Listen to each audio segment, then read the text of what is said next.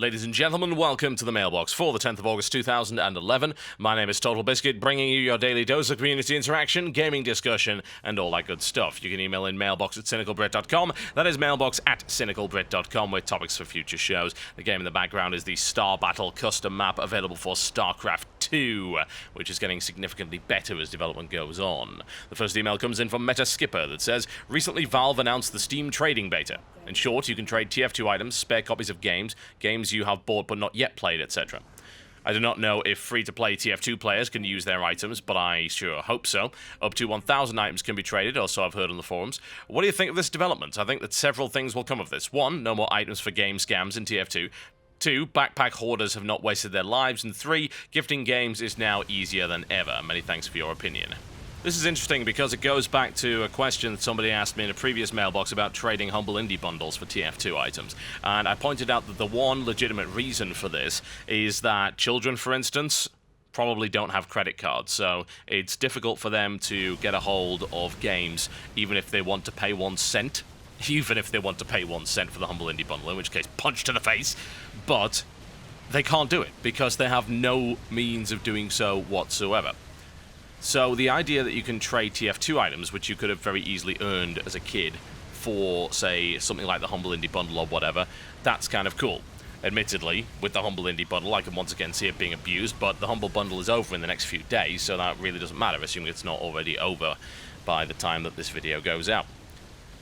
So this to me actually seems really solid, and the reason I don't really object to it is because TF2 items have been sellable per se for a while. They've been premium for a while, and it's not a case of, say, Diablo 3, where in Diablo 2, yes, items were sold for money unofficially on a grey market. With TF2, once the Manconomy update came out, that was pretty much all set in stone, and now that that's been done, you might as well take it a step further and allow people to trade things that are not necessarily cash for items.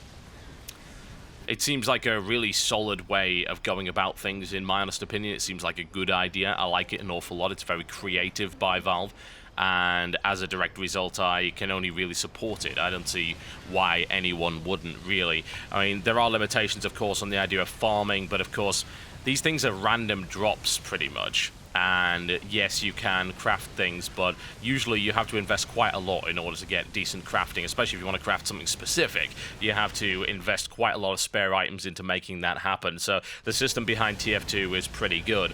I have to wonder if there is any way around it, for instance, some kind of achievement server or whatever, which do still exist. I don't know how effective those are. I mean, they used to be a big deal back in the day, but the thing is, people are already using those anyway, one way or the other, so it's not like it's going to do any more harm. I have to wonder how many people will really trade games for TF2 items and things like that. I have a feeling it's going to cause a lot of people to buy a lot of spare copies of games. So if you get it as part of a pack, for instance, then you'll probably hoard the damn things in order to trade them one way or the other.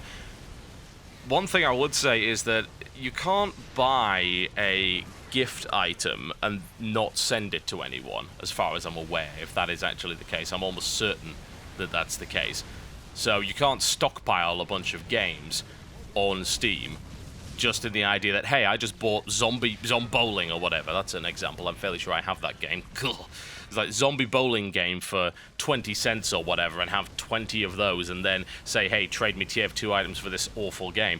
I'm pretty sure you cannot do that, so I think the system's pretty solid overall, and you can definitely distinguish it from the Diablo 3 system simply in the fact that TF2 has been selling weapons for a while and is, of course, a free-to-play game anyway, so that's a more valid business model, whereas Diablo 3, on the other hand, well, that's a full-price game, and you also buy power directly.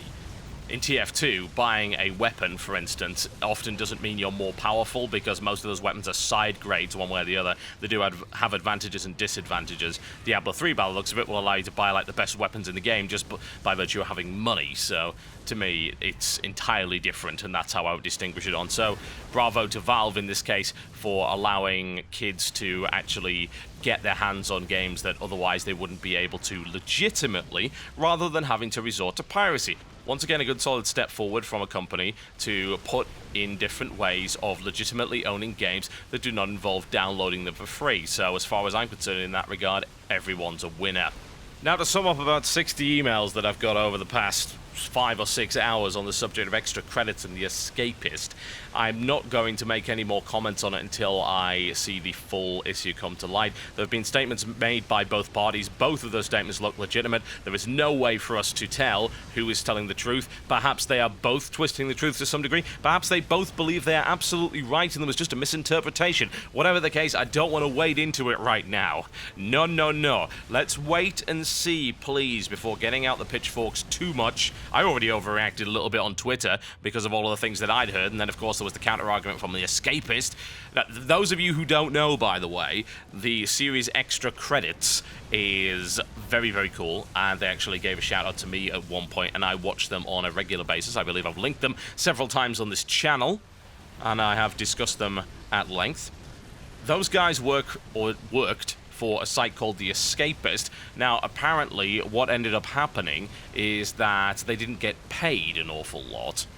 They had most of their pay just withheld completely, and supposedly they were trying to get a hold of intellectual property rights from The Escapist, and The Escapist asked for compensation in the form of 75% of the fund that was raised to help fund some vital surgery that the artist needed. However, they raised a ton more than was required, and they were going to invest the rest into an indie game development fund of some description. And one thing's led to another on that, and there's a spat between the two of them. I just don't even know. It's impossible to say. We need to see more evidence one way or the other. I'm still leaning, I suppose, in favor of the extra credits guys because there's a number of other guys from The Escapist that have now come out and said, well, we didn't get paid either. And I still, however, cannot make a judgment one way or the other. It really, really sucks. You know, it absolutely 110% sucks that something that was so positive, this massive outpouring from the gaming community to help this person get sorted out in terms of surgery, because, of course, healthcare in the US is a ridiculous situation. It's so awful that that has now turned into some kind of big drama fest. This is why we can't have nice things. It really is. But aside from that, I'm not going to talk on it anymore because I can't really support either side without seeing sufficient evidence. This one comes in from Alex that says, my question pertains to such games as WoW and Rift or Dota and Hon and LoL. What quality makes a game not a copycat but rather its own idea? Also for Dota, people who play Hon constantly call things by the Dota names. Is this significant that Hon is not better than Dota, or that people just don't think Hon is any different from Dota? Well, Hon really isn't all that different from Dota. That was kind of the point. The differentiation between Hon and LoL is that LoL takes the Dota idea and rebuilds it. Hon takes Dota wholesale and then tries to improve upon it after the fact. LoL is a Dota-style game. It's very, very similar to Dota in a variety of different ways. For instance, the map setup is pretty much identical. The idea that you've got a tower push against enemies. There's all sorts of different principles. You know, the actual type of game, the genre of game, and the mechanics behind it, a lot of those are very similar. But there are a whole bunch of different differences, including the fact that none of the champions are clones, including the fact that the brush has been added, including the fact that the monster buffs have been added, that there's been an extra monster put on the map that generates a bunch of gold, things like that. They've changed a lot of things around, but they've kept the same basic principles and the design philosophy behind Dota. So it's what perhaps Dota would have been if the guys behind Dota had developed it in its own engine from the very start and had had the benefit of hindsight. Hon, on the other hand, is, well, we're going to take Dota, we're going to clone Dota, we're going to take all the heroes from Dota, we're going to make them our own heroes. They're going to pretty much be the same thing to the point where we'll actually offer some classic skins in the process. The items will pretty much be identical. And we might add some on top of that, but we basically view Dota as pretty much a perfect game, and we're going to polish up the bits that aren't, like, say, the user interface, the netcode, and the esports facilities that are available in there. And for the most part, they've done a good job there as well. So to say that Hon is a Dota clone would be completely fair. It is a copycat game, per se. To say that LoL is a Dota clone, it's still kind of fair. I wouldn't say it's a copycat, but it's definitely a clone of some description if you want to go down the route when it comes to that kind of terminology. You know, what is a clone?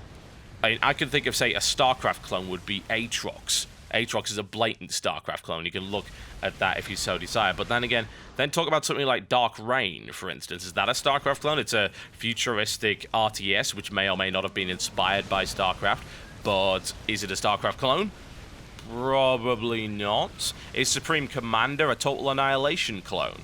That's the kind of area that gets really, really weird. You know, Aatrox is a blatant copycat of StarCraft, to the point where they've got like the same factions and stuff like that. It is a blatant copycat. But Supreme Commander is kind of the lull situation, really, when it comes to Total Annihilation. It's like we took Total Annihilation and we rebuilt it in such a way that we thought it should work in the modern era. I'd say that it's a clone, but not a copycat. I think copycats, where it's so flagrant that they've got no original ideas of their own, that they're just trying to ride the coattails of the success of another game. Whereas a clone has most of the basics from that game, but has most likely tried to reinvent it to a greater or lesser degree. So it is a little bit weird, but what I will say is the fact that it's okay to have this iterative kind of content. Gaming as a whole benefits when a particular concept is perfected, and you can see the evolution of various concepts through the last 30 to 40 years when it comes to actual gaming, even all the way back through to the very, very basic stuff. And when you perfect a concept, it can be used in other games, and it can actually enrich that game as a whole. So I don't really see there being too much of a problem. I think the big issue lies in the idea that if those are the only games that actually sell, then innovation is stifled simply because it's not economically viable to innovate, because copycat games, as you said, clones, work better. People want the next Call of Duty. That's still happening right now. They either want Modern Warfare 3 or they want Battlefield 3. They want these pseudo-realistic military shooters, and they are very iterative of the previous one, and they certainly clone various elements of each other. And to be honest, as a direct result, we do get a lot of games that are very, very similar in nature. But I think it's kind of necessary for the industry to do that, because you can't simply turn around and say, well, we're now going to make something completely different and expect everyone to go along with it. People in general like familiarity. They knows what they likes. If I like a pseudo-realistic military shooter, then I really don't want Infinity Ward's next game to be an arcade racer, let's just say. So let them continue to iterate on that particular thing, as long as they're not screwing people when it comes to the way that their games are designed and the fact that they barely change anything but then charge $60 for it nonetheless, which is, of course, getting to that point with Call of Duty, then that's absolutely fine.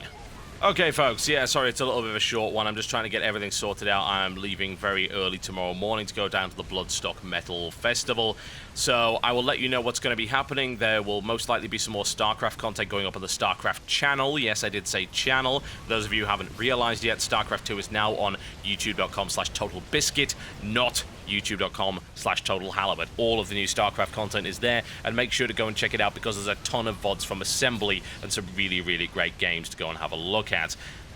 I will be uploading more Terraria. There will be 3 more episodes this week. The next one will be from Jesse, I believe, tomorrow. Then probably the day after that, or maybe at the weekend, there will be another episode on my channel, and then another one over on Jesse Cox's channel.